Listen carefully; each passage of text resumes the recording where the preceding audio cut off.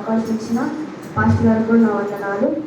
మరి ఈరోజు good Friday కనుక మరి యేసు ప్రభు వారు సిలువలో పలికిన 7 మాటలలో నేను మొదటి మాట చెప్పబోతున్నాను. లూకా సువార్త 23వ అధ్యాయము 34వ వచనం.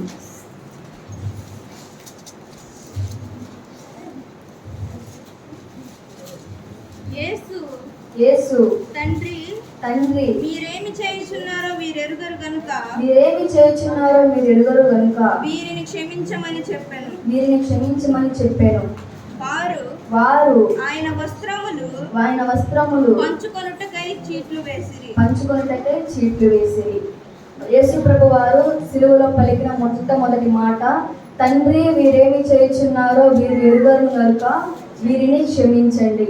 యేసు ప్రభు వారిని సిలువ వేసినప్పుడు అక్కడ కొంత జనాలు ఉంటారు కదా, ఆయన వస్త్రములను చీట్లు వేస్తున్నప్పుడు యేసు ప్రభు వారు అంత శిక్ష, అంత స్థితిలో ఉండి, ప్రాణం పోయేంత స్థితిలో ఉండి, శ్రమలంతా అనుభవిస్తా కూడా తండ్రి వీరేమి చేయుచున్నారో వీరు ఎరుగరు గనుక వీరిని క్షమించమని తండ్రికి ప్రార్థన చేయుచున్నాడు. ఇక్కడ మొదటి మాటలో మనం ఏం నేర్చుకోవచ్చు అంటే పాప క్షమాపణ. మనకి మన పాపాల నిమిత్తము కానీ మన పాపాలకి ఎక్కడ క్షమాపణ దొరికిద్దంటే యేసుక్రీస్తు వారి దగ్గరే మనకి పాప క్షమాపణ అనేది మనకు లభిస్తుంది. మన కోసము మనము చేసిన పాపాల కొరకు, మనము చేసిన తప్పుల కొరకు యేసు ప్రభు వారు కల్వరిగిరిలో ఆఖరి రక్తపు బొట్టు వరకు కాచి ఉదయం 3 గంటల నుంచి ఉదయం 9 గంటల నుంచి మధ్యాహ్నం 3 గంటల వరకు మన కోసము కలువరిగిరిలో ఒక అసలుకి శిక్షా వీధిని అనుభవించి మన కోసం ప్రాణం పెట్టాడు. ఎందుకు పెట్టాడంటే మనకు పాపాలకు క్షమాపణ కలిగించడం కోసము యేసు ప్రభు వారు మన కోసము ప్రాణాన్ని అర్పించాడు. ఆ మొదటి మాటగా ఏం పలికాడంటే, తండ్రి వీరేమి చేయుచున్నారో వీరు ఎరుగరు కనుక వీరిని క్షమించండి. యేసు ప్రభు వారు అయితే అంత శిక్షా వీధిలో ఉండి అంత శ్రమలు అనుభవిస్తా కూడా ఆయన్ని నిందించిన వారిని, ఆయన హింసించిన వారిని గురించి, ఆయన దూషించిన వారిని గురించి, వాళ్ళు ఎక్కడా మళ్ళీ నరకంలో పడిపోతారని అంత స్థితిలో ఉండి కూడా తండ్రి వీరేమి చేయుచున్నారో వీరికి తెలియదు, వీరిని క్షమించండి అని ఎంతగానో దేవుడు అంత స్థితిలో ఉండి కూడా క్షమిస్తున్నాడు. కానీ మనం ఈ లోకంలో మనం చూసుకున్నట్టయితే మనకి చిన్న చిన్న గొడవల దగ్గర కానీ చిన్న చిన్న మనసు సర్దాలు వస్తే మనం ఎవరిని క్షమించలేని స్థితిలో కూడా చాలా మందిని సమాధానం పడకుండా అనేక స్థితిలో ఉంటాం. కానీ యేసు ప్రభు వారు అయితే అంత మరణ శిక్షను అనుభవిస్తూ కూడా మన గురించి ఆలోచించి, నిజంగా ఎంత ప్రేమ కదా, ఎక్కడ వీళ్ళు తప్పిపోతారో, ఎక్కడ వీళ్ళు నరకంలో పడిపోతారని యేసు ప్రభు వారు మన కోసము ప్రార్థించాడు. అలాగే మనము కూడా మొదటి మాట నుండి మనం ఏం నేర్చుకోవాలంటే మనం క్షమించాలి. ఆనాడు వ్యభిచారి పట్టబడిన స్త్రీ జనులందరూ ఆమెని రాళ్లతో కొట్టాలని వాళ్ళు సిద్ధపడ్డారు. కానీ యేసు ప్రభు వారు వచ్చినప్పుడైతే ఆమెను చంపవద్దని చెప్పాడు. మనుషులుగా మనమైతే అదే యేసు ప్రభు వారు రాకపోతే ఆమెను చంపేసేవాళ్ళు కూడా. కానీ దేవుడు ఎంత ప్రేమ చూపిస్తున్నాడంటే మన కోసము, ఎంత ఘోర పాపలమైనా కానీ ఆయన సిలువ ఆయన దగ్గరకు వస్తే మనకి మన పాపాల నిమిత్తము మనకి పాప క్షమాపణ అనేది మనకు లభిస్తుంది. అలాగే ఈ లోకంలో కూడా మనము కూడా యేసు ప్రభు వారిని పోలి నడవాలి. కాబట్టి మనము కూడా మత్తయి సువార్త 4:44 అధ్యాయంలో ఉంది ఏమనంటే, మీరు తండ్రికి కుమారులై ఉంటే మీ పరలోకమందున్న మీ తండ్రి మిమ్మల్ని హింసించిన వారి గురించి, మిమ్మల్ని దూషించిన వారిని గురించి ప్రార్థన చేయుడని లేఖనాల్లో చెప్పబడింది. మన శత్రువుల గురించి, మనల్ని ప్రేమించే వారి గురించి కాకుండా మన శత్రువుల గురించి, మనం వారి గురించి ప్రార్థన చేయాలి. మొదటి మాట నుండి మనం ఏం నేర్చుకున్నామంటే క్షమించుట. మనల్ని దూషించే వారిని, మనం నిందించే వారిని మనం క్షమించే గుణము మనం కలిగి ఉండాలి. మనం అంతా బాగానే అంత శిక్షా వీధులు, అంత శ్రమలు అనుభవిస్తా కూడా దేవుడు క్షమించే మనసు కలిగిన దేవుడు. మనం ఈ లోకంలో కూడా చిన్న గొడవలు రాగానే మనం మనసులో ఉంచుకోకుండా మన శత్రువులను కానీ మన దూషించే వాళ్ళని మనం ప్రేమించి వాళ్ళ కోసం ప్రార్థన చేసేవారిగా మనం ఉండాలి. రెండోదిగా మనం మొదటి మాట నుంచి ఏం చూస్తామంటే, యేసు ప్రభు వారు ఆయన చేతులు మేకులు కొట్టబడి ఉన్నవి. ఏ చేతులకైతే ఆయన స్వస్థత కార్యాలు చేశాడో, ఏ చేతులకైతే ఆయన గొప్ప గొప్ప కార్యాలు చేసి చనిపోయిన వారిని ఏ చేతులకైతే లేపాడో, ఆ 2 చేతులు అనేవి సిలువలో మేకులతో కొట్టబడి ఉన్నాయి.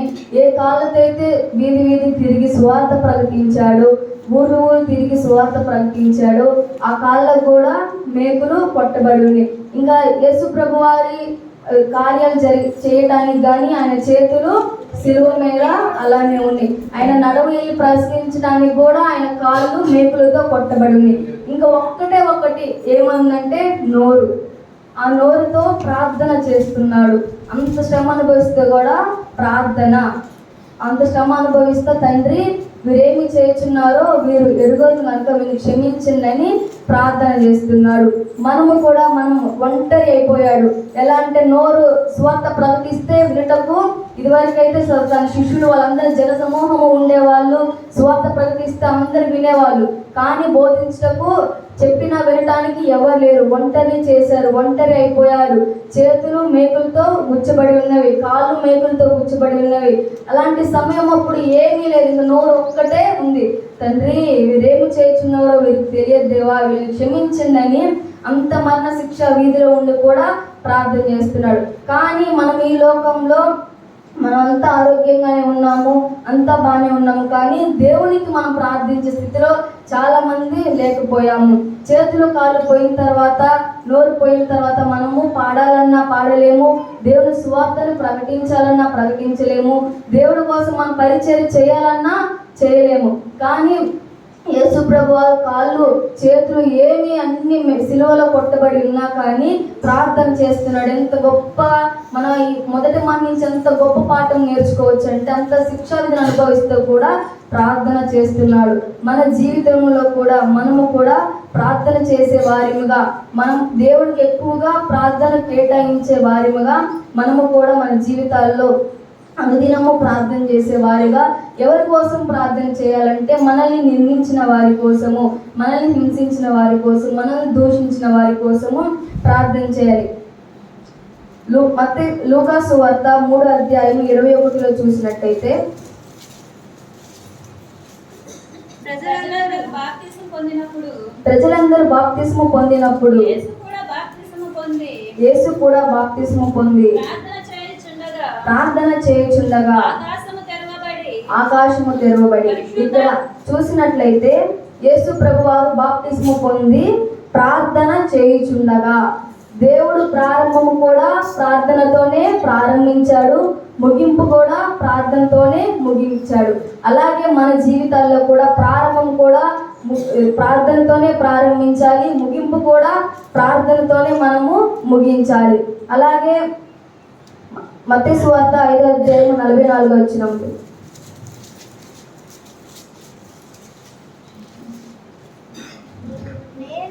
నేను మీతో చెప్పినదేమనగా, మీరు పరలోకమందున్న మీ తండ్రికి కుమారులై ఉండునట్లు మీ శత్రువులను ప్రేమించుడి, మిమ్మల్ని హింసించు వారి కొరకు ప్రార్థన చేయుడి. ఇక్కడ చదవబడిన లేఖనాల్లో మనం చూసినట్లయితే, మీ పరలోకపు తండ్రికి కుమారులై కుమార్తెలై ఉండినట్లు మనల్ని హింసించే వారిని ప్రేమించుడి, మీ శత్రువుల కొరకు మీరు ప్రార్థన చేయుడి. ఈ లేఖనాల్లో చదవబడిన రీతిగా మనము కూడా మన శత్రువులను, మనల్ని ప్రేమించే వారిని కాకుండా మనం ప్రేమించిన వారి కోసం కూడా ప్రార్థన చేయాలి. నిజంగా దేవుడు అంత మరణ శిక్ష విధి, అంత శిక్షా విధిలో ఉండి కూడా మన కోసము ఆఖరి రక్త బొట్టు వరకు కార్చి, నిజంగా మనం చేసిన పాపాల కొరకు, మన చెడ్డ తలంపుల కొరకు, మనం పనికిమాలి చేసిన మన పాపాల కొరకు, ఏ అన్యం పుణ్యం తెలియని యేసు ప్రభువుని, ఏ పాపము కల్మషము లేని యేసు ప్రభువుని సిలువ వేసి, ఏ నోరైతే దావీదు రాజుకి జయమన్నాయో అదే నోరు సిలువ వేయండి అని పలికారు. మరి నిజముగా మనం అంటే ఎంత ప్రేమ అంటే దేవుడికి, అంత మరణ శిక్ష వీధిలో ఉండి కూడా మనం ఎక్కడ నశించిపోతామో, ఎక్కడ వీళ్ళు నరకంలో పడిపోతారో అని క్షమించండి అని దేవుడు ప్రార్థన చేస్తున్నాడు. ఈ లోకంలో కూడా మనము కూడా మన ఎదుటి వాళ్ళని, మనల్ని నిందించే వాళ్ళని మనము కూడా క్షమించే బిడ్డలుగా మనము ఉండాలి. మన పాపాలకు, మనం చేసిన తప్పులకి, వాటన్నిటికీ మనకి శిలువ యుద్ధ మనకు పాప క్షమాపణ అనేది మనకు లభిస్తుంది. అలాగే మనము కూడా మన అనుదిన ప్రార్థన దేవుడు ఆ స్థితిలో ఉండి కూడా దేవుడు ప్రార్థన అనేది మర్చిపోలేదు. చాలా మంది మంచాన పడినప్పుడు ఒంటరి అయిపోతారు. వాళ్ళ చేతులు పక్షవాయువు వచ్చినప్పుడు కానీ ఇంక వాళ్ళు పడిపోయి ఇంక వాళ్ళు ఒంటరిగా అయిపోతారు. ఆ సమయంలో వాళ్ళకి ఏం చేయాలో ఏమి తోచదు. అలాంటప్పుడు దేవుడు మనకి ఏం నేర్పిస్తున్నాడంటే ప్రార్థన చేయండి.